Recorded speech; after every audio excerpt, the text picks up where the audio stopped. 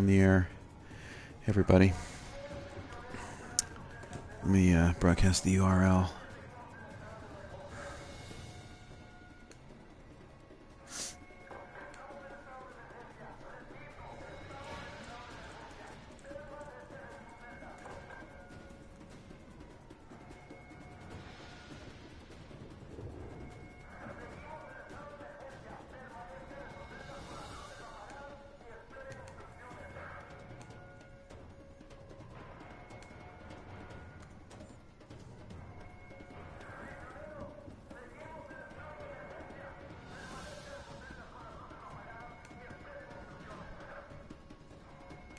Okay.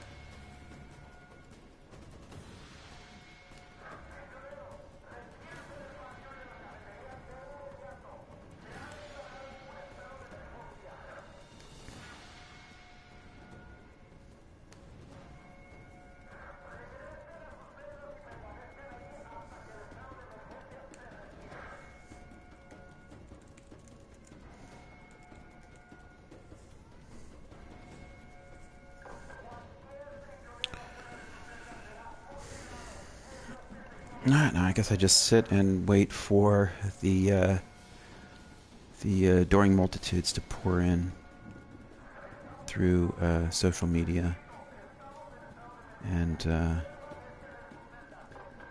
join the channel. So yeah, so this is Escapism, and tonight we'll be playing Uncharted 4, obviously. So, welcome to the stream, everybody.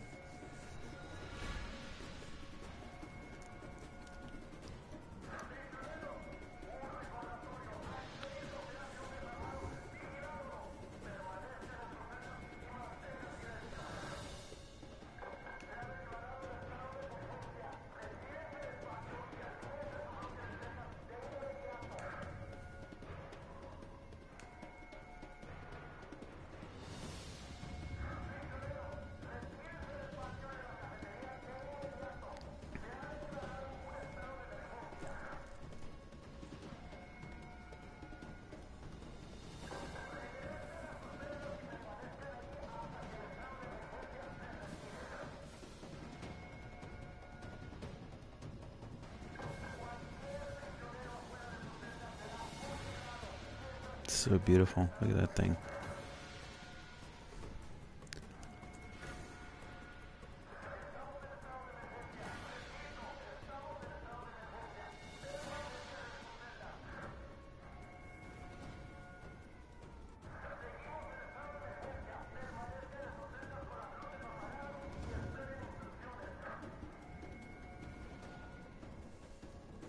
So, yeah, so let me talk a little bit about what's happening tonight. This is, hi everybody, this is Frank Lantz, and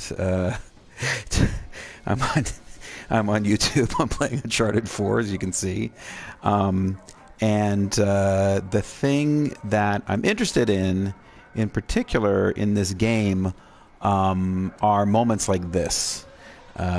Which I just find super fascinating. So Uncharted 4, which is a game, is sort of a 3D action adventure game involving this guy, Nathan Drake, and his adventures. It includes a number of sort of action sequences that are very suspenseful, high energy, lots of excitement and time pressure, like this one. So here I am Nathan is in a South American prison, and he's searching for treasure, and now he has to escape. So this is the middle of an escape sequence where there are people chasing him. He's just leapt over this fence, this railing over here, and he needs to go to this up here. He needs to climb up and continue in this direction. And just seconds ago, before leaping over this rail, there were people shooting at him. There were his partners were just ahead, and he was kind of following their lead. I think you can see one of them there. Perhaps, yeah, there's one of the guys that I need to follow to escape with. And so this whole thing is an action sequence. It's very suspenseful. It's very high energy. Guards chasing me, shooting at me. The bullets kind of nipping at my heels, and as you can hear in the background, there's a guard on the PA system making some kind of announcement about how these prisoners have escaped and we need to chase them down and shoot them. But as you can see, there's actually nothing happening here. Like, this is actually a sort of a frozen moment in time. This is a scene that's 3D and it's animated, but in every functional respect, it's exactly like a scene in a 2D adventure game, right? Where you're just standing in front of a drawing, and the game is waiting for you to give it some input before it moves forward. So I just think there's something super weird and fascinating about moments like this. You're running along, you're jumping and running and being chased, and people are shooting at you, and then you just stop and you realize that the sort of world is constructed out of these static moments that are linked together through triggers, and that you can actually just stop here in this frozen moment forever. Like, nothing will change, and there's something kind of beautiful about it. It's like a 3D painting in a way, right, that you're inside of. I think of these as like anxiety paintings, right, that they're just looping. There's so much tension and swirling energy, but they're just ultimately endlessly empty and still, and so it's kind of beautiful, right? Like, look at his kind of frantic energy. He's looking around. He can't believe people are shooting at him, but he's been here for days now. Like, I stopped here yesterday, and Nathan's just been standing in this courtyard for days. So there's something to me. Uncharted has lots of moments like this, and I find them really interesting. They kind of like reveal the underlying structure of the game in an interesting way, and I think there's something particularly beautiful about this one because it is a prison scene, and so I find something really resonant about the setting. I've always been interested in prisons as a motif, as a theme in literature and in history. The prison, sort of like camp literature is something that I've always found really moving and affecting. So the books of Primo Levi obviously are, I think, some of the great literature of human history, but also Solzhenitsyn and other sort of like famous books about prison camps, and so this kind of evokes that kind of like weird suspended moment, standing in front of the barbed wire with the guard in the background on the PA system, just looping endlessly through whatever it is he's saying. And so I thought it would be nice to read some Solzhenitsyn over this anxiety painting. And so that's the main idea here, is tonight I'm going to read an excerpt from One Day in the Life of Ivan Denisovich, over this scene of Uncharted 2. And so before I start, tell you a little story, which is that I don't know where my copy of One Day in the Life of Ivan Denisovich is. It's in a box somewhere. So today I went over to the Bobst Library here at NYU, and I went and looked up and went to the sort of computer terminals that are the modern version of a card catalog, and I sat down and to find out if they had any versions of this and the Gulag Archipelago, which I also wanted to read, and who was sitting directly in the terminal directly in front of me? It was Malcolm Gladwell. So I sat down, I looked up, and there was Malcolm Gladwell looking something up on the terminal. So I thought that was kind of funny. Hey Rob, how's it going? So I got my copies of Solzhenitsyn's Day in the Life, and on the shelf next to it, and also Gulag Archipelago, and on the shelf next to it, or nearby, another book caught my interest, which was a book by a guy named Marek Kamiński, and this is he's a Polish sociologist. This is a book written in 2004, and it's called Games Prisoners Play.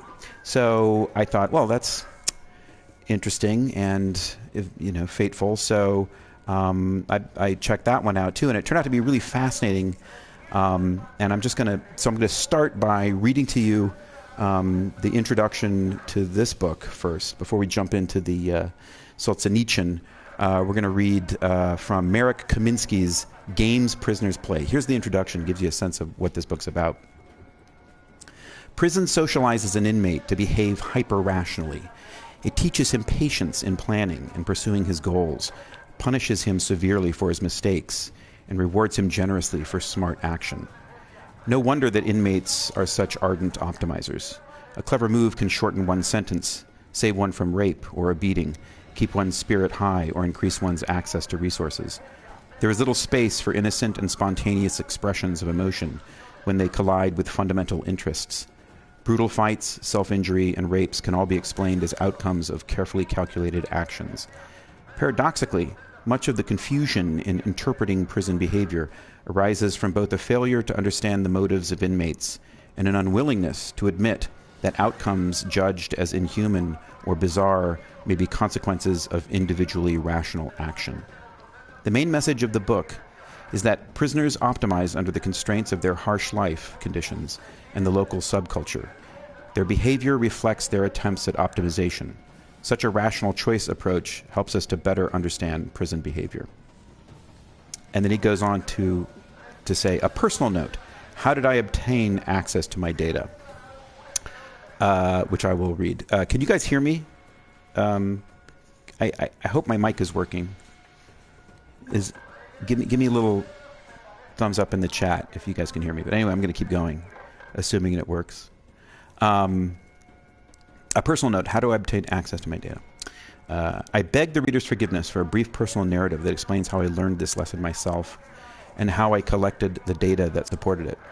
This is not an autobiography, but I would not be writing this book had I not experienced the life of a prisoner firsthand. In 1985, I was a 22-year-old sophomore student of sociology who had switched disciplines, disappointed with abstract concepts after 3 diligent years of studying math. Poland had just witnessed the glorious rise of the Solidarity movement in 1980, followed by the introduction of martial law under General Jaruzelski in 1981, with the rationale that can be summarized as, I kicked your ass, but the Soviets would shoot it. Dissatisfied with the moral and aesthetic poverty of communist way of life, I joined the underground Solidarity resistance movement. In 1985, I was running an underground publishing house, Stop, that employed about 20 full-time workers and up to 100 moonlighters.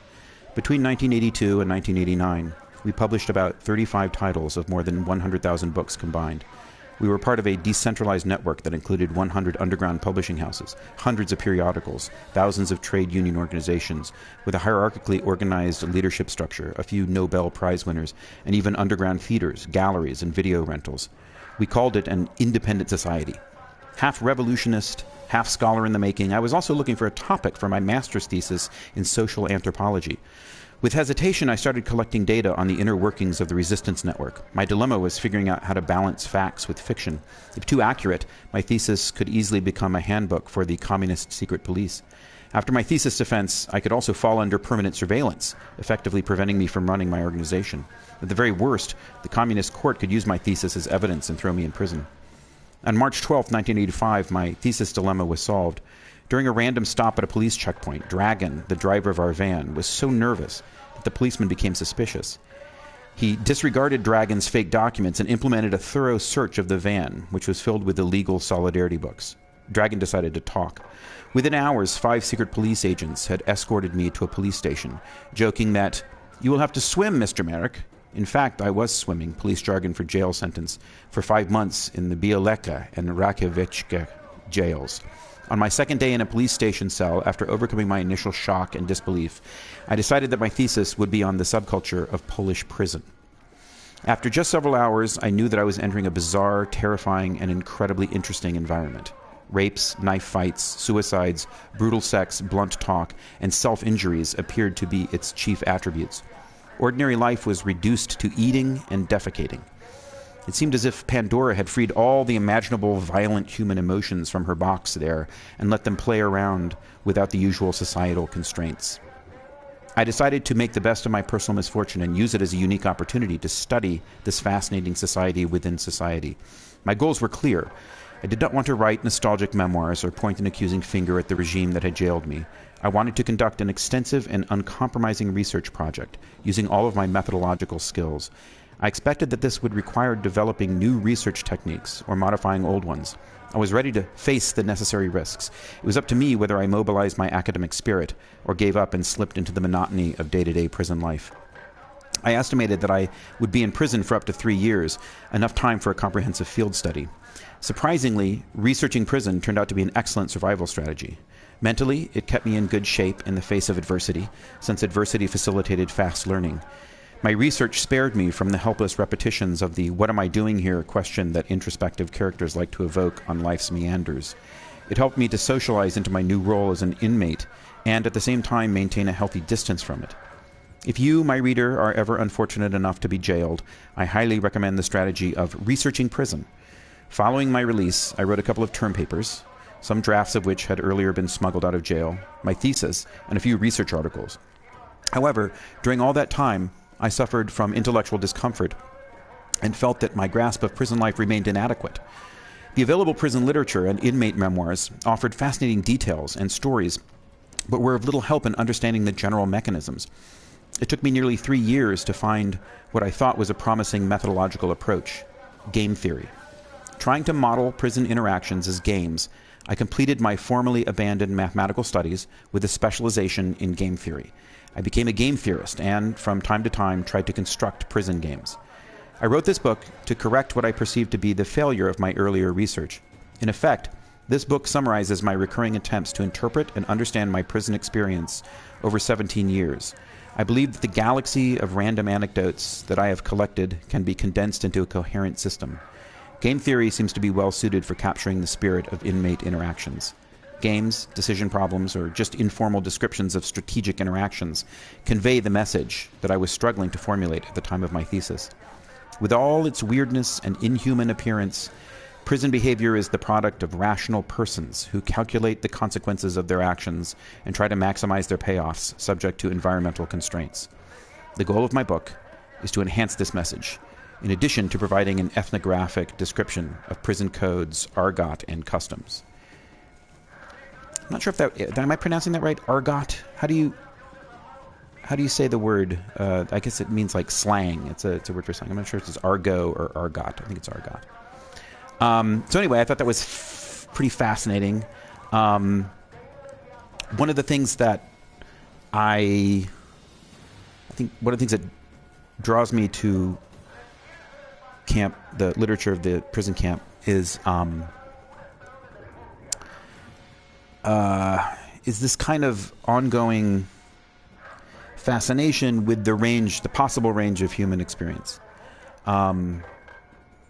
I often think about how much of what we do is determined by the fact that there is no absolute scale of human pain and human pleasure, right? There is no way to know sort of objectively how we're doing at any given moment.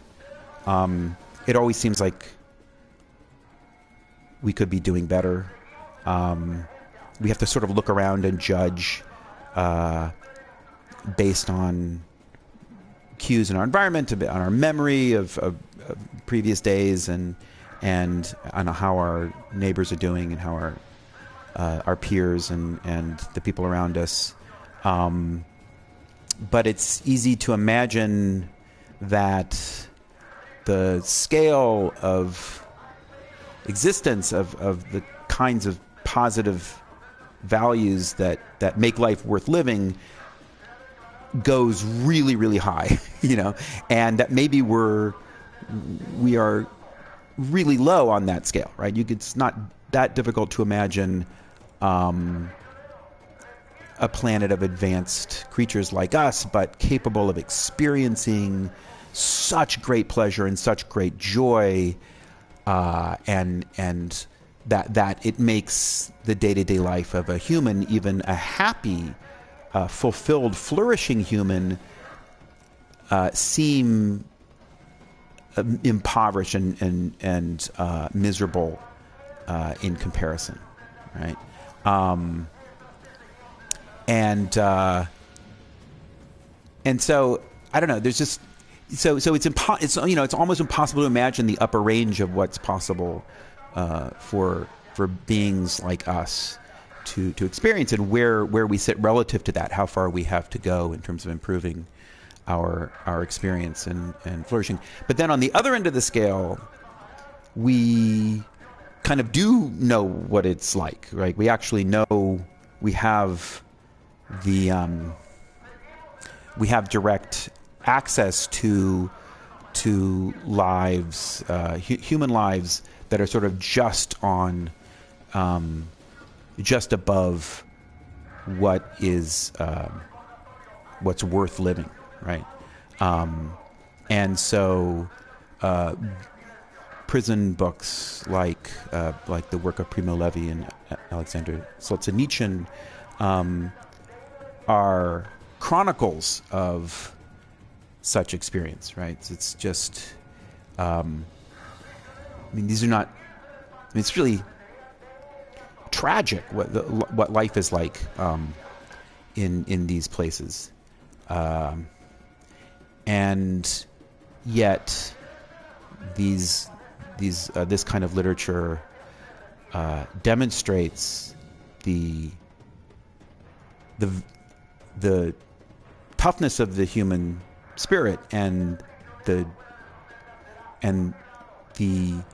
richness of human life and human society and the human intellect and interaction between people, even when it is just a micron above what is tolerable. So I don't know. There's just something to me that's fascinating about that. There's obviously books like this are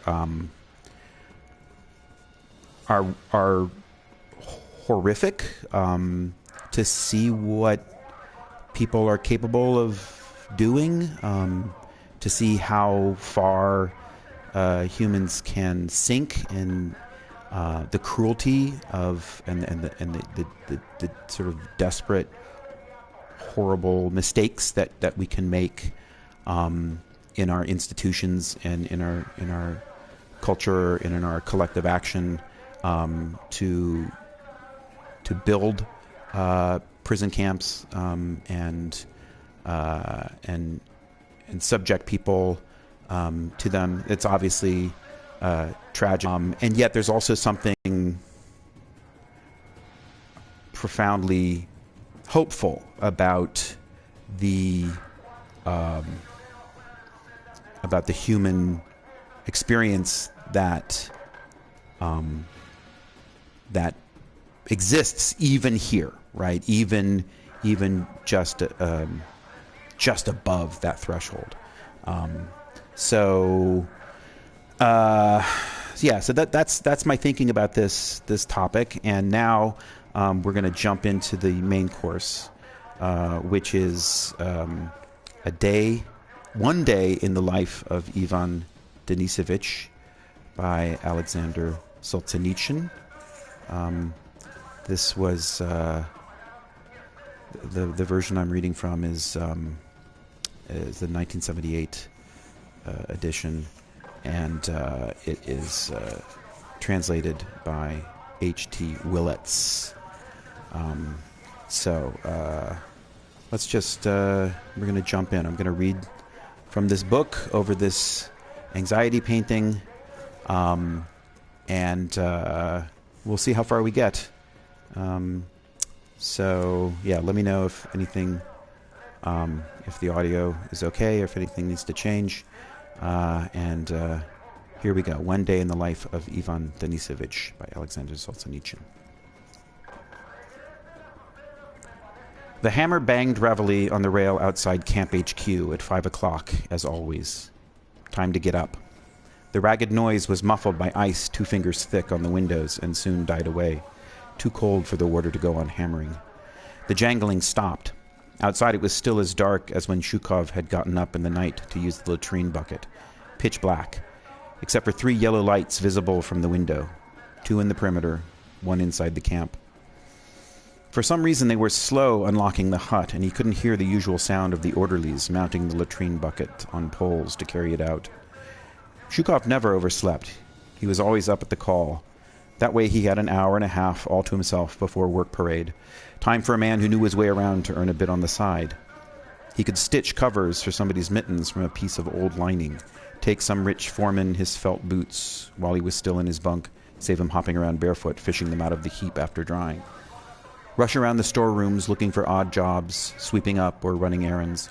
Go to the mess to stack bowls and carry them to the washers up. You'd get something to eat, but there were too many volunteers, swarms of them. And the worst of it was that if there was anything left in a bowl, you couldn't help licking it. Zhukov never for a moment forgot what his first foreman, Kozyomin, had told him. An old camp wolf, 12 years inside by 1943. One day around the campfire in a forest clearing, he told the reinforcements fresh from the front, "It's the law of the taiga here, men. But a man can live here, just like anywhere else. Know who croaks first? The guy who licks out the bowls, puts his faith in the sickbay, or squeals to Godfather." He was stretching it a bit there, of course. A stoolie will always get by, whoever else bleeds for him. Zhukov always got up at once. Not today, though. Hadn't felt right since the night before, had the shivers and some sort of ache, and hadn't gotten really warm all night. In his sleep, he kept fancying he was seriously ill, then, feeling a little bit better, kept hoping morning would never come. But it arrived on time. Some hope of getting warm with the thick scab of ice on the windows and white cobwebs of hoarfrost where the walls of the huge hut met the ceiling. Zhukov still didn't get up. He lay up top on a 4-man bunk with his blanket and jacket over his head, and both feet squeezed into one turned-in sleeve of his quilted jerkin. He couldn't see anything, but he knew from the sounds just what was going on in the hut and in his own gang's corner. He heard the orderlies trudging heavily down the corridor with a tub that held 8 pails of slops. Light work for the unfit, they call it, but just try getting the things out without spilling it. And that bump means Gang 75's felt boots are back from the drawing room. And here come ours. Today is our turn to get our boots dried out. The foreman and his deputy pulled their boots on in silence, except for the bunk creaking under them. Now the deputy would be off to the bread-cutting room, and the foreman to see the work assigners at HQ. He did that every day. But today was different, Zhukov remembered. A fateful day for Gang 104. Would they or wouldn't they be shunted from the workshops they'd been building to a new site, the so-called Sotsgorodok? The Sotsgorodok was a bare field knee-deep in snow, And for a start, you'd be digging holes, knocking in fence posts, and stringing barbed wire around them to stop yourself from running away. After that, get building. You could count on a month with nowhere to go for a warm, not so much as a dog kennel. You wouldn't even be able to light a fire out in the open. Where would the fuel come from? Your only hope would be to dig, dig, dig for all you were worth. The foreman went off to try and fix it, looking worried. Maybe he can get some gang a bit slower off the mark dumped out there. You could never do a deal empty-handed, of course. Have to slip the senior work assigner half a kilo of fat back. Maybe a kilo, even. Might as well give it a try. Wander over to sickbay and wangle a day off. Every bone in his body was aching. But who's the warder on duty today? Yes, it's Ivan and a half, the thin, lanky sergeant with black eyes. First time you saw him, you were terrified. But when you got to know him, he was the easiest of the lot. Never put you in the hole, never dragged you off to the disciplinary officer. So, lie in a bit longer, till it's time for Hut 9 to go to the mess. The bunk swayed and trembled, 2 men getting up at once, Shukov's neighbor up top, Alyoshka the Baptist, and ex-captain second rank, Bunyovsky. The orderlies, oldish men, had carried out both night buckets and were now wrangling over who should fetch the hot water. They bickered like shrewish women. The welder from Gang 20 slung a boot and barked at them. "If you two deadbeats don't shut up, I'll do it for you." The boot hit a post with a thud, and the old men fell silent. The deputy foreman of the gang next to them gave a low growl. Vasily Fyodorovich. "Those rats in the food store have really screwed us this time. It was 4 900s, now it's only 3. Who's got to go short?" He said it quietly, but the whole gang heard and held its breath. Somebody would find a slice missing that evening. Shukov just lay there on the tight-packed sawdust in his mattress. Wish it would make up its mind, either a raging fever or an end to these aches and pains. This is neither one thing nor the other. While the Baptist was still whispering his prayers, Bunyovsky came back from the latrine and joyfully brought the bad news to no one in particular. "Hang in there, shipmates. It's a good 30 below." That did it. Shukov made up his mind to go to sickbay. But at that very moment, the hand of authority whipped his jerkin and his blanket away. Shukov threw off the jacket that covered his face and raised himself on one elbow. Down below, with his head on the level of the upper bunk, stood the gaunt Tartar. Must have come on duty out of turn and sneaked up quietly. "Shisha 854, the Tartar read out from the white patch on the black of his black jacket. 3 days in the hole, normal working hours." His unmistakable strangled voice could be heard all over the half-dark hut. Not all the light bulbs were burning. Where 200 men slept on 50 bug-ridden bunks. All those who had not yet risen suddenly came to life and began dressing in a hurry. "What for, citizen warder?" Shukov asked, with more self-pity in his voice than he really felt. Normal working hours was only half punishment. You got warm food, and there was no time for brooding. Full punishment was when you weren't taken out to work. "Didn't get up at the signal, did you? Report to HQ fast." He gave his explanation in a lazy drawl because he and Shukov and everybody else knew perfectly well what the punishment was for. The Tartar's hairless, crumpled face was blank. He turned around to look for victims, but whether they were in half-darkness or under a light bulb, on lower or upper bed shelves, all of them were stuffing their legs into black padded trousers with number patches on the left knee, or, already dressed, were buttoning themselves up and hurrying toward the door to wait for the Tartar outside. If Shukov had done something to deserve it, he wouldn't have minded so much. What upset him was that he was always one of the first up. But it was no good asking the Tartar to let him off. He knew that. He went on begging, for form's sake, standing there in the padded trousers he kept on all night. They had a shabby, greasy patch of their own stitched on above the left knee with the number Shisha 854 traced on it in faded black ink. Put on his jerkin, it had 2 similar numbers on it, one on the chest, one on the back. Picked his boots out of the pile on the floor, put on his hat, with another such numbered rag on the front, and followed the Tartar outside. All the men in Gang 104 saw Shukov being led out, but nobody said a word. What good would it do? Whatever you said. The foreman might have put in a word for him, but he wasn't there. Shukov himself said nothing to anybody. He didn't want to irritate the Tartar. His messmates would have the sense to save his breakfast. They went out together. The mist in the frosty air took your breath away. 2 big searchlights from watchtowers in opposite corners crossed beams as they swept the compound. Lights were burning around the periphery, and inside the camp, dotted around in such numbers that they made the stars look dim.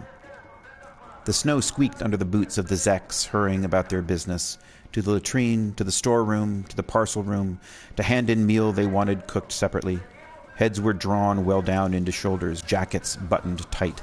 Their owners were chilled not so much by the frost as by the thought that they would be outside all day in it. The Tartar marched steadily on his old greatcoat with grubby blue shoulder tabs. The frost didn't seem to trouble him.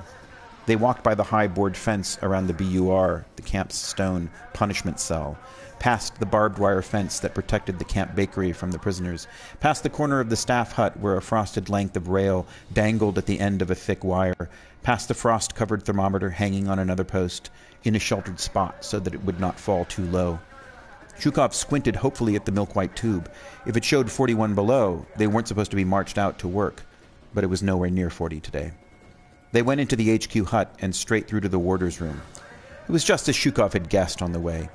He wasn't bound for the hole. It was just that the floor of the warden's room needed washing. The Tartar announced that he forgave Zhukov and ordered him to clean it. Washing the floor was a job for the hut orderly, a Zek who wasn't sent out to work. But he had made himself so much at home in the HQ hut that he had access to the offices of the major, the disciplinary officer, and the godfather, made himself useful to them, heard a few things even the warders did not know. So for some time now, he'd regarded cleaning floors for mere warders as demeaning. They'd sent for him a time or two, then realized how things stood, and started pulling one or another of the working prisoners to clean the floor. The heat from the stove in the warder's room was fierce. 2 warders, stripped down to their dirty tunics, were playing checkers, and a third, still wearing his tightly belted sheepskin coat and felt boots, was asleep on a narrow bench. Zhukov happily thanked the Tartar for forgiving him. "Thank you, citizen warder. I'll never sleep in again." The rule was simple. Leave as soon as you finish. Now that Zhukov had a job to do, his body seemed to have stopped aching. He took the bucket, and just as he was, without mittens, he'd left them under the pillow in the rush, went out to the well. Several of the foremen, reporting to the PPS, had crowded around the post, and one, a youngish man, ex-hero of the Soviet Union, had shinnied up and was rubbing the frost off the thermometer. Advice reached him from down below. "Don't breathe on it, men, or it'll go up. Go up in a pig's ear. That doesn't make any difference."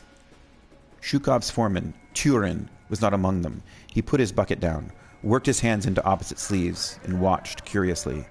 The man up the pole said hoarsely, 27.5 below, the bastard." He looked harder to make sure and jumped down. "Bullshit. It doesn't work properly," somebody said. "Think they'd hang it where we can see it if it did?" The foremen went their ways, and Zhukov trotted to the well.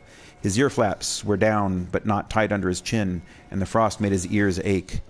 There was thick ice around the well head that the bucket would hardly go into the hole. The rope was as stiff as the pole. When he got back to the warder's quarters with his steaming bucket, there was no feeling in his hands. He plunged them into the well water and felt a little warmer. The Tartar was missing, but 4 others had gathered. Checkers and sleep had been forgotten, and they were discussing how much millet they would be given in January.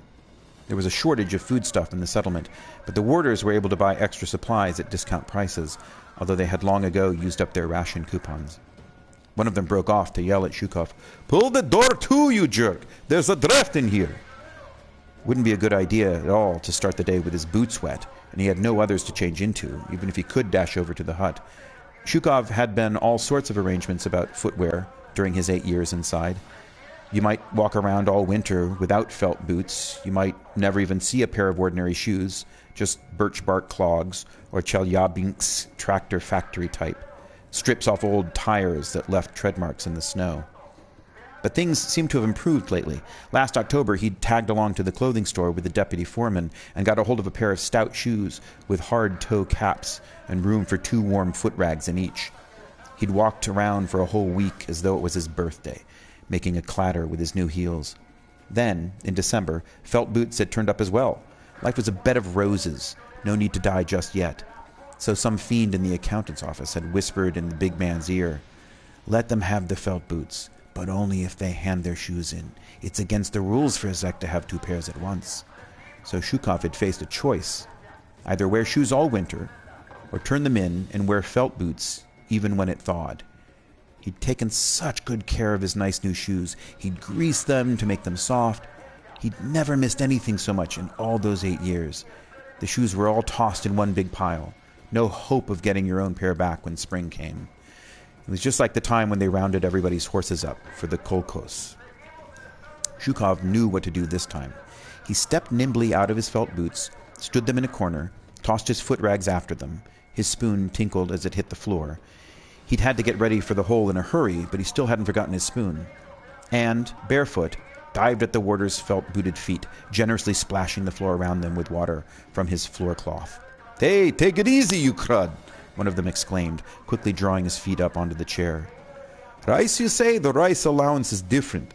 There's no comparison with millet. Why are you using all that water, you idiot? What a way to wash a floor!" "Never get it clean any other way, Citizen Warder. The dirt's eaten into the floor." "Did you never see your old woman clean a floor, you moron?" Zhukov straightened up, holding the dripping floor cloth. He smiled innocently, showing the gaps left in his teeth by an attack of scurvy he had when he was on his last legs at Ust-Izhma in 43. He thought he was done for. A bleeding diarrhea had drained all the strength out of him, and he couldn't keep anything in his stomach. Now he only had a slight lisp to remind him of it at all. "They parted my old woman and me in 41, citizen officer. I don't even remember what she looks like." "That's what they call cleaning a floor. The bastards can't do any damn thing properly, and they don't want to learn. They aren't worth the bread we give them. Feed them on dung, I would." "Why the hell does it have to be washed every day, anyway? It never has time to get dry. Listen here, 854. Just give it a once-over. Don't make it too wet. And get the hell out of here." "Rice, man, there's no way you can compare it with millet." Zhukov made a quick job of it. There are two ends to a stick, and there's more than one way of working. If it's for human beings, make sure and do it properly. If it's for the big man, just make it look good. Any other way, we'd have all turned our toes up long ago, that's for sure.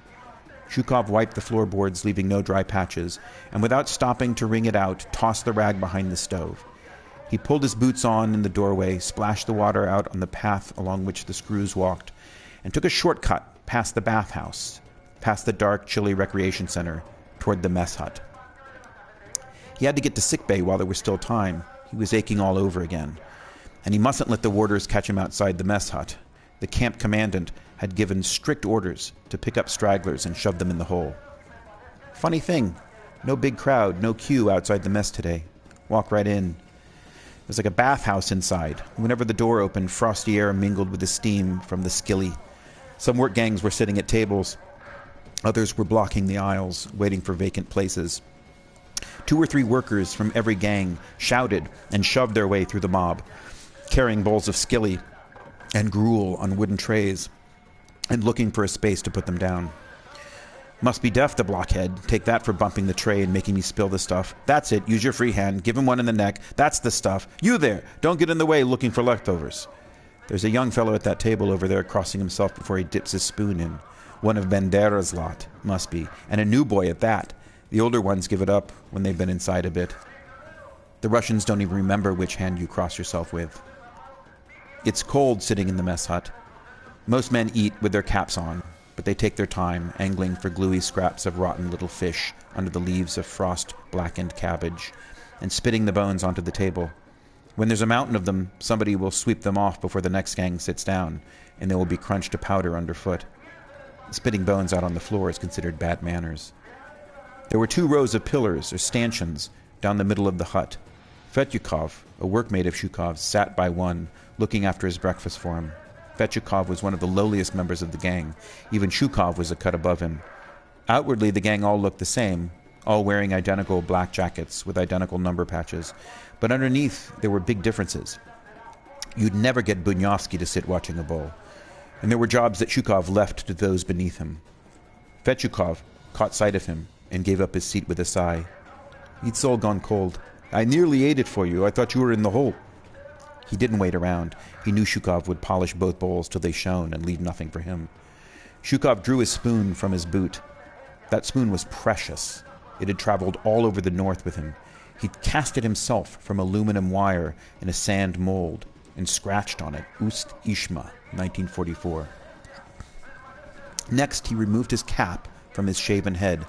However cold it was, he wouldn't let himself eat with his cap on, and stirred up his skilly, quickly checking what had found its way into his bowl. Could have been worse.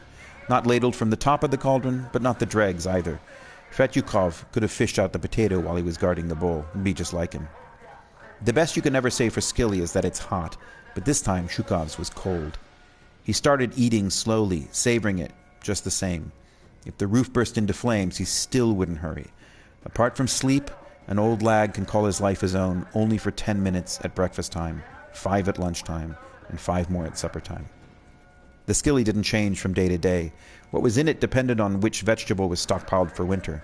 Last year they'd laid in nothing but carrots and brine, so from September to June it was carrots all the way. This time around it was black cabbage. June is when the Zek eats best. The vegetables run out, and there's meal instead. The leanest time is July, when chopped nettles go into the pot. There was nothing much left of the little fish, only bones. The flesh had come away and dissolved, except for scraps of head and tail. Shukov left neither flesh nor scales on the brittle skeletons. He chomped and sucked them between his lips, then spat them out on the table. He ate every bit of every fish, gills, tails, even eyes if they were where they should be. But if they had boiled out of the head and were floating loose in the bowl, big fish eyes goggling at him, he couldn't eat them. The others laughed at him for it. He'd been thrifty today. He hadn't gone to the hut for his ration and was eating without bread. He could wolf it down by himself later on, more filling that way. The second course was Magara gruel. It had congealed into a solid bar. Shukov broke bits off. Magara is bad enough hot, tastes of nothing, leaves you feeling empty. Yellowish, like millet, but just grass, really. Somebody's bright idea, serving it instead of meal. Seemed they got it from the Chinese. Maybe 300 grams, boiled weight. So make best of it. Call it what you like. It was all you were getting. Shukov licked his spoon clean and returned it to his boot, then put on his cap and made for sickbay. The camp lights had chased the stars from the sky, and it was as dark as before. The broad beams from the corner towers were still quartering the compound. When they first set up this special camp, the guards still had stacks of army surplus flares, and as soon as the light faded, they would fill the air over the camp with white, green, and red fires. It was like a battlefield. Then they stopped throwing the things around, probably cost too much. It was just as dark as at Reveille, but an experienced eye could tell from all sorts of little signs that the signal for Works Parade would soon be sounded. Limpy's assistant, Limpy, the mess orderly, was able to keep and feed a helper, went to call hut number 6, those too unfit to leave the compound, to breakfast. The old artist with the little beard ambled off to the Culture and Education Department for brush and ink to paint numbers. Yet again the Tartars strode rapidly across the midway toward the staff hut. The people had suddenly thinned out on the ground. They were all skulking inside, warming themselves in the few sweet minutes left. Shukov ducked around the corner of a hut. If the Tartar spotted him, he'd give him hell again. You had to be wide awake all the time. Make sure a warder never saw you on your own, only as one of a crowd. He might be looking for somebody to do a job, or he might just want to take his spite out on you. They'd gone around every hut reading out the order. Prisoners must take off their caps when they see a warder 5 paces away, and keep them off till they are 2 paces past him. Some warders wandered by blindly, but others made a meal of it. The hellhounds had hauled any number off to the cooler because of the caps-off order. Better wait around the corner for a while. The Tartar went past, and Shukov had made up his mind to go to sickbay when it suddenly dawned on him that he had arranged with the lanky Latvian in Hut 7 to buy 2 tumblers full of homegrown tobacco that morning. With so much to do, it had gone clean out of his mind. The lanky Latvian had been given his parcel the night before, and by tomorrow there might be no tobacco left. It would be a month before he got another. And if it was good stuff, just strong enough and sweet spelling. A golden reddish brown it was. Vexed with himself, Shukov almost turned on his heel and went back to Hut 7, but sickbay was quite close and he made for its porch at a trot. The snow squeaked under his feet. It was always so clean in sickbay that you were afraid to tread on the floor. The walls were bright with white enamel paint, and all the fittings were white. But the doctor's doors were all shut. Not out of bed yet, you could bet. The medical orderly on duty, a young fellow called Kolya Vidyoshkin, was sitting in a crisp white gown at a clean desk, writing. There was nobody else around. Shukov took off his cap, as though to a superior officer. He had the old lag's habit of letting his eyes wander where they shouldn't, and he noticed that Kolya was writing lines of exactly the same length, leaving a margin and starting each one with a capital letter exactly below the beginning of the last. He knew right off, of course, that this wasn't work, but something on the side. None of his business, though. It's like this, Nikolai Semyonovich. I feel sort of poorly. There was embarrassment in his voice, as though he was asking for something that wasn't rightly his. Vidyoshkin raised large, mild eyes from his work. He was wearing a white cap and white overalls with no number patches. Why so late? Why didn't you come last night? Don't you know there's no clinic in the morning? The sick list has gone over to PPS already. Shukov knew all that. He also knew that it was no easier to get off work in the evening. Yes, but, Kolya, it didn't start hurting last night when it ought to have. What didn't? Where's the pain? Well, when I try to put my finger on it, I can't say where it is. I just feel poorly all over. Shukov wasn't one of those who haunted sickbay, and Vidyoshkin knew that. But he was authorized to let off only 2 men in the morning, and there were already 2 names under the greenish glass on top of the desk, with a line drawn under them. Well, you should have started worrying about it earlier. What's the good of coming right before work parade? Here. A number of thermometers had been inserted into a jar through a slit in its gauze cover. Vidyoshkin drew one of them out, wiped off the solution, and gave it to Shukov. Shukov sat on the very edge of a bench by the wall, just far enough not to tip over with it. He had chosen this uncomfortable place unconsciously, intending to show that he wasn't at home in sickbay and would make no great demands on it. Vidyoshkin went on writing. The sickbay was in the most out-of-the-way corner of the camp, and no sound whatsoever reached it. There was not even the ticking of a clock. Prisoners are not allowed clocks. The big boys tell the time for them. You couldn't even hear mice scratching. They'd all been caught by the hospital cat, as was his duty. Shukov felt strange sitting under a bright light, doing nothing for 5 whole minutes, in such deep silence, in such a clean room. He inspected the walls and found nothing there. He inspected his jerkin. The number on his breast had been almost rubbed away. He'd have to get it touched up before they pounced on him. With his free hand, he felt his face. His beard had come on fast in the last 10 days. So what? It wasn't in his way. It would be bath day again in 3 days' time, and he'd get a shave then. Why waste time waiting your turn at the barber's? He had nobody to make himself pretty for. Looking at Vidyoshkin's snow-white cap, Shukov remembered the field hospital on the river Lovat. He'd gone there with a damaged jaw, and gone back into the line of his own free will, stupid clod, when he could have had 5 days' rest. His one dream now was to fall sick for 2 or 3 weeks. Not fatally, of course. And he didn't want an operation, just sick enough to be put in the hospital. He could see himself lying there for 3 weeks without stirring, being fed on clear beef broth. Suit him nicely, that would. Only now he remembered there was no way of getting any rest. A new doctor, Stepan Grigorovich, had arrived with one of the recent batches. He was fast and furious, always on the boil himself, and he made sure the patients got no peace. One of his bright ideas was turning out the patients who could walk to work in the hospital precincts, putting up fences, laying paths, shoveling extra soil onto flower beds, and, in the winter, banking snow to keep the ground warm. Work, he reckoned, was the best medicine of all. Work is what horses die of. Everybody should know that. If he ever had to bust a gut bricklaying, he'd soon quiet down. Meanwhile, Vidyoshkin went on with his writing. It was, in fact, something on the side, but nothing that Shukov could have comprehended. He was copying out his long new poem. He had put the finishing touches to it the night before, and had promised to show it to the new doctor, Stepan Grigorovich, that morning. It was the sort of thing that happens only in camp. Stepan Grigorovich had advised Vidyoshkin to call himself a medical orderly, and had given him the job. Vidyoshkin was now practicing intravenous interjections on ignorant prisoners and meek Lithuanians and Estonians to whom it would never occur that a medical orderly could be nothing of the kind, but a former student of literature, arrested in his 2nd year of university. Stepan Grigorovich wanted him to write in prison what he hadn't had a chance to write outside. The signal for work parade could barely be heard through double windows shuttered by white ice. Shukov sighed and stood up. He still felt feverish, but he could see that he wasn't going to get away with it. Vidyoshkin reached for the thermometer and looked at it. There you are. Neither one thing nor the other. 37.2. Now if it was 38, nobody could argue. I can't let you off. But you can stay if you feel like risking it. The doctor will look you over and let you off if he thinks you're ill, but if he reckons you're fit, you'll be in the hole for malingering. I'd go to work if I were you.